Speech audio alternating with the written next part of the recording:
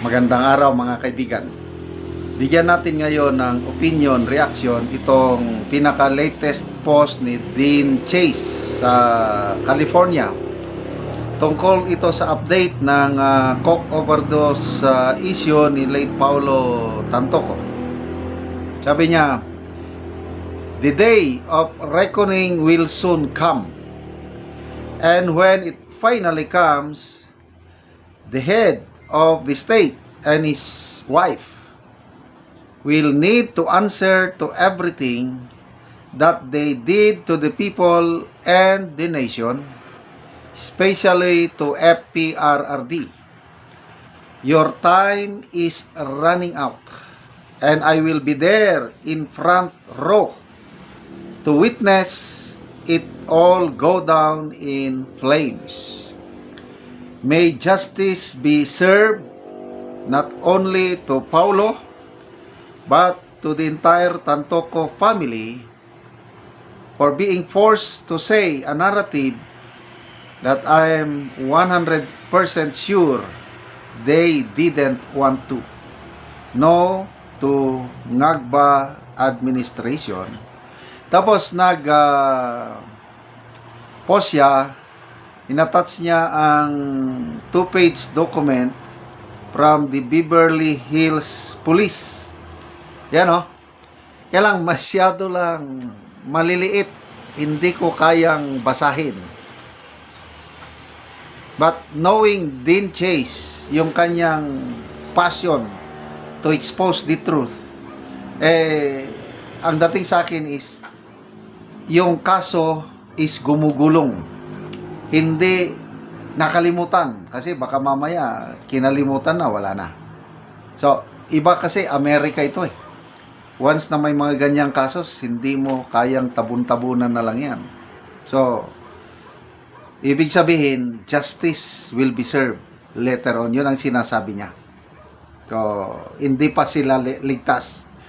Okay. So, i-relate natin itong pangyayari sa Beverly Hills, yung pangyayari ba sa Senado, na may isang, yung aide ni Senator Robin Padilla, si Miss Nadia Montenegro, allegedly gumagamit ng MG, Mary Jane. Ang kaibahan sa Senado at dito sa nangyari sa Beverly Hills, sa Palasyo, inimbestigahan kaagad dito sa Senado. Makita mo, walang cover up.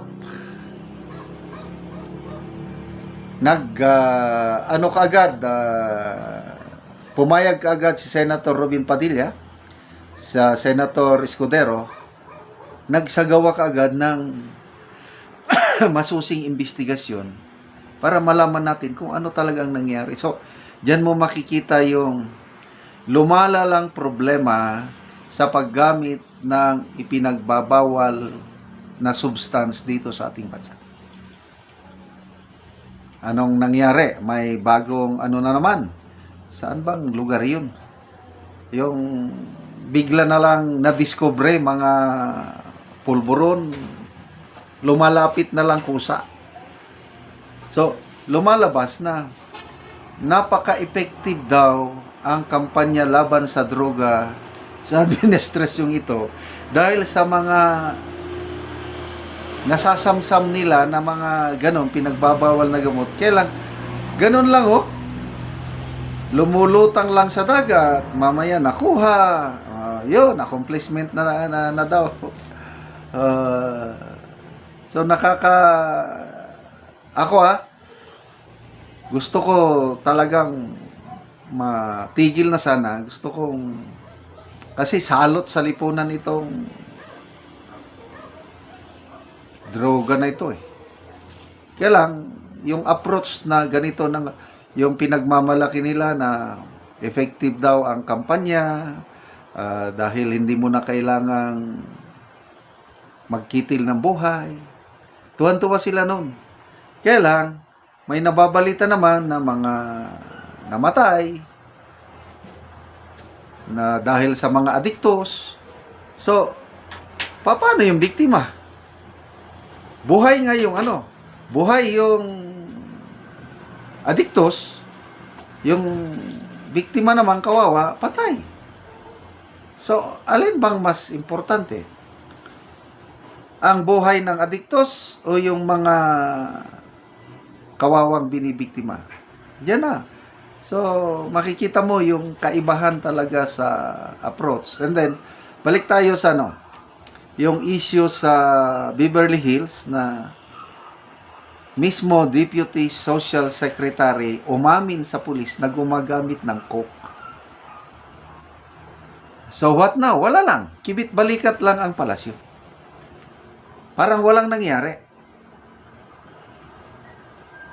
Hindi katulad dito sa Senado na mayroong aligasyon na gumamit, inimbestigahan ka agad. Walang cover up. Ganon ang magandang sistema sana. Kaya lang, wala tayong magawa. Kung ayaw nilang imbestigahan ng mga, kahit investigasyon lang sana, wala. Nandyan pa rin. I believe so, nandyan pa rin. So, ano na lang ang kahihinatnan sa ating... Anyway, magbasa tayo sa mga comments. Nasa na? Okay, ito. Comment. Si Dean Chase may pahabol na minsay. This is to remind you, yung nasa Malacanang, that we still have the upper hand. You will lose this battle. It's inevitable. It's only a matter of time. But for now, enjoy kayo muna ng kabalustugan nyo sa gobyerno. It's so fun to watch. It's like a circus. Si Philip Igbino, ayay, kanindot sa mga musunod nga panghitabo. Pinay sa Belgium, time will come but please not too long. Yeah. Annabel Katuran, enough is near, let's be patient. Key of waiting is worth and winner is not a loser. God always in control. Thank you, Dean Chase, for keeping us updated. God bless you more. So, pasalamat tayo kay Dean Chase. Sinasakripisyo niya ang kanyang buhay. May mga humahabol daw sa kanya, nagtatago-tago siya para lang ma-expose ang mga bagay-bagay na ito na hindi sana natin malaman kung hindi sa katulad niya ng mga independent vloggers na nagpapahayag kung ano ang nakikita nilang pangyayari doon. Okay, salamat mga kaibigan sa inyong pagsubaybay sa ating channel. Nakakatulong kayo ng malaki sa Tribong Talandig ng Bukidnon dahil ang sweldo natin sa channel na ito, pantulong natin sa tribo. Ngayon, nagpapatanim tayo, livelihood assistance, nagpapatanim ng saging lakatan at Arabica coffee. Panoorin nyo ang video na ito. Sa ere ilang manang ilma, so mag-abuno sila sa ilang kape nga nahatag sa ilaha.